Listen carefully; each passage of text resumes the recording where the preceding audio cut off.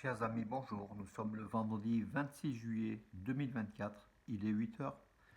Quelques news de l'Arménie, de l'Artsakh et de la diaspora arménienne. Tout d'abord, une bien triste nouvelle. Mon ami, notre ami, Khachik Stepanian vient de disparaître ici à Valence. Khachik Stepanian, qui était un ami depuis plus de 40 ans, un ami de notre famille. Quelqu'un de généreux, quelqu'un de vraiment de bon, quelqu'un de bon. Père de famille de 4 enfants. On en parlera davantage, mes amis. Voilà, donc condoléances déjà à son épouse Tamar Stepanian, à ses enfants, à ses proches, à ses amis, aux nombreuses personnes qui le connaissaient. C'était quand même à Valence, c'était une famille, une personnalité connue. Khachik Stepanian, paix à son âme. Alors, la nouvelle, donc hier, l'Arménie a démenti la signature d'un accord d'armement dont des drones iraniens entre l'Iran et l'Arménie. Un accord secret aurait eu lieu, selon un titre de la presse iranienne. Yerevan a démenti donc voilà donc l'achat pour 500 millions de dollars, 500 millions de dollars, donc un énorme contrat avec l'Iran, notamment des drones Shahid, les drones iraniens qui sont connus. Mais bon, Téhéran a démenti l'information.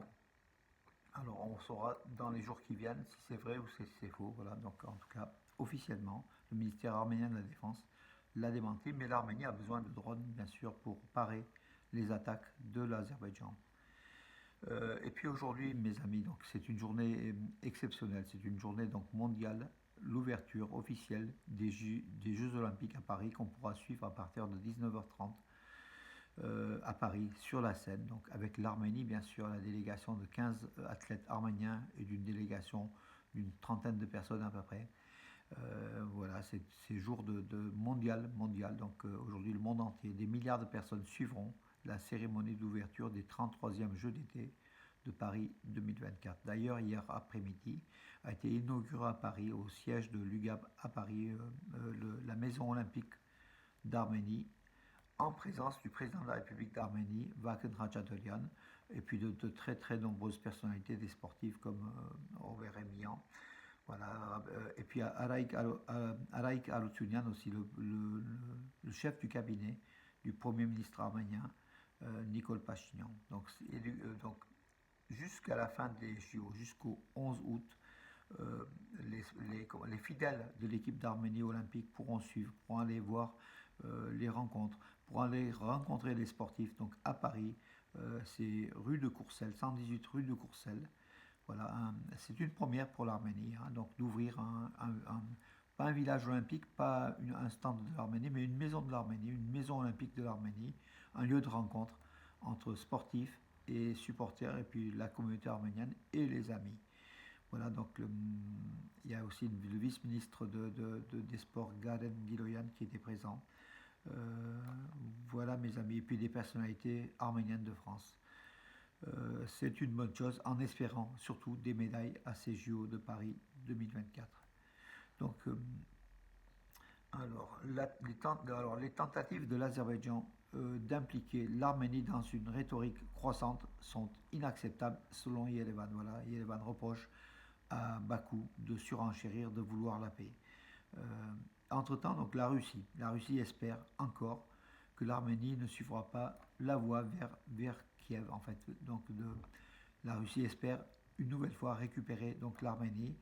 Dimitri Peskov, le conseiller du président Poutine, l'a affirmé donc à RIA Novosti. Donc nous appuyons sur la sagesse politique de l'Arménie. Nous abordons ces recherches avec prudence. Nous ne voudrions tout simplement pas que ces décisions soient prises dans le même régime que le régime de Kiev que Kiev a choisi, c'est-à-dire l'option l'un ou l'autre. Une telle vision non alternative euh, euh, n'est pas ce que nous aimerions voir, a déclaré Dimitri Peskov. Donc, il a évoqué aussi les 10 millions d'euros alloués à l'Arménie pour la défense de l'Arménie par l'Union européenne. Voilà, donc Moscou qui demande à l'Arménie de retourner dans le camp donc, russe.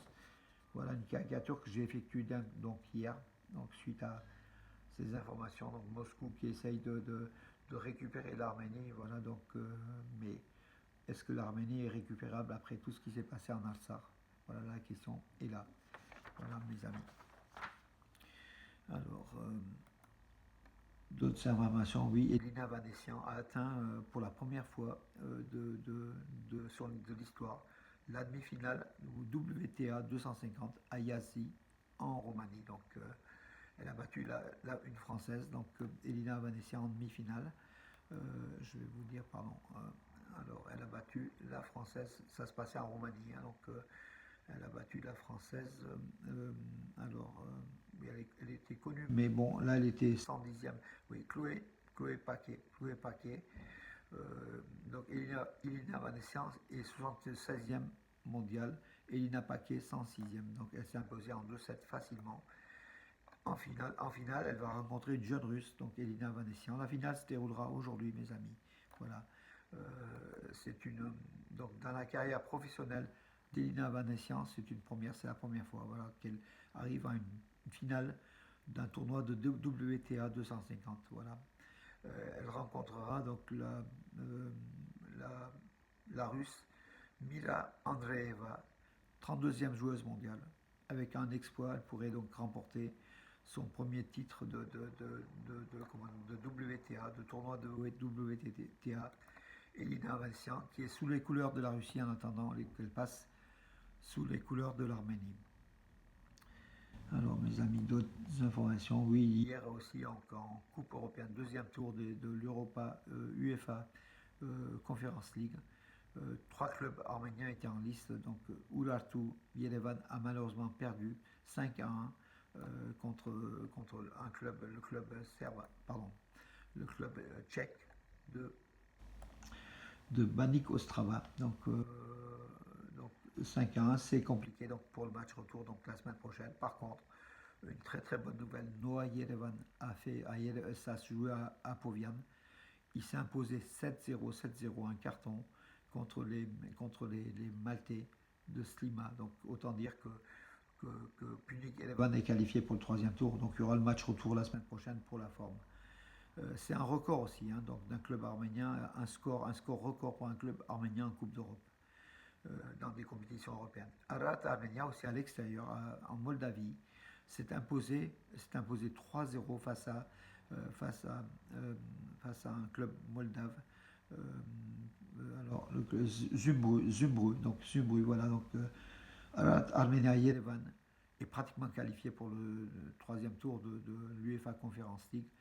Match retour la semaine prochaine à Yerevan pour la forme ou pour maintenir cet avantage qui est important.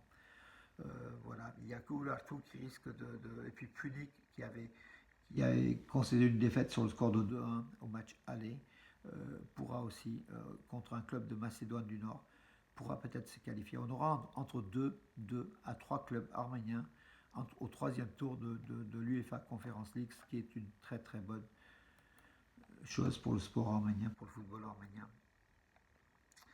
Alors, un prêt européen de 10 millions d'euros pour un centre douanier et logistique dans la région de Sunik, au sud de l'Arménie, est en cours. Le prêt a été accordé, donc voilà, l'Europe aussi se rapproche singulièrement de l'Arménie, et l'Arménie peut prétendre justement de plus en plus à des aides européennes.